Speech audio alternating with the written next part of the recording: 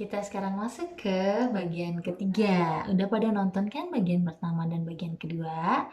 Kalau bagian pertama kita mengajarkan anak untuk dapat meniru, lalu bagian kedua kita mengajarkan anak untuk dapat memahami, maka pada bagian ketiga ini masih sama, anak belajar memahami, namun dengan tahapan kesulitan yang lebih tinggi. Jadi di sini beberapa materi yang bisa diberikan mungkin berkaitan dengan materi yang di tahapan kedua. Jadi contohnya seperti ini ya.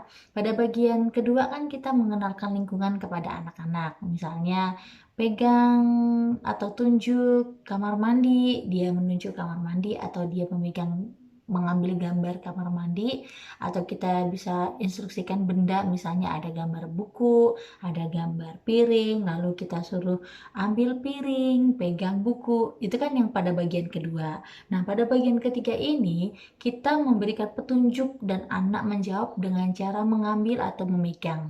Jadi, contoh materinya adalah yang pertama, identifikasi objek menurut fungsinya. Kalau di awal kita suruh dia ambil piring contohnya, maka tahapan ketiga ini kita bisa berikan pertanyaan, dan anak mengambil sesuai dengan jawaban yang kita inginkan. Contoh ya, kita makan pakai apa? Nah, jawabannya kan piring, tapi mereka tidak perlu menyebutkan piring, mereka bisa mengambil piring tersebut, dan untuk memudahkan kita sudah bisa siapkan barang-barangnya di depan mereka. Kita berikan 2 atau 3 pilihan barang, lalu anak memilih barang tersebut dan memberikannya kepada kita. Atau contoh lainnya, membaca apa? Nah, mungkin kita bisa berikan pilihan barang di depan, ada buku, ada boneka, anak mengambil barang apa yang dimaksud sesuai dengan pertanyaan yang kita minta. Jadi ada beberapa materi yang bisa kita kembangkan, misalnya menulis dengan apa, menggunting dengan apa, menendang apa, ya banyak ya, tinggal kita kembangkan. Lalu yang kedua, ID lingkungan menurut fungsi. Jadi kalau di bagian kedua kita menyuruh anak untuk menunjuk kamar mandi mana atau dapur mana, maka pada bagian ketiga ini kita tanyakan, masak di mana?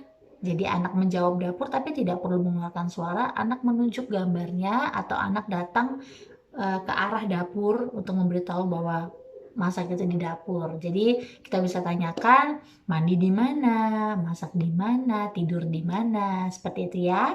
Kemudian yang ketiga, ID kepemilikan. Nah, anak sebenarnya tahu tapi kadang-kadang kurang menyadari. Jadi kita bisa tambahkan materi mengenai kepemilikan ini. Contoh ya, pegang baju mama. Nah, anak memegang bajunya mama atau bajunya dia itu kan dia tidak pernah terpikirkan sebelumnya. Tapi dengan kita berikan petunjuk kepemilikan, dia bisa menunjuk dengan benar sesuai dengan instruksi yang kita maksud. Lalu yang berikutnya materi tentang ID suara. ID suara ini adalah mengenal suara-suara dengan cara kita tunjukkan suaranya.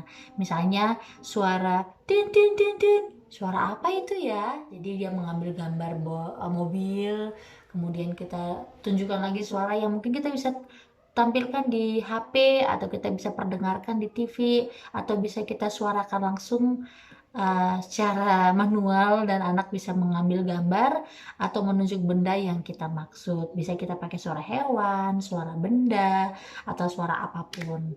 Jadi itu beberapa contoh pengembangan dari tahapan kedua.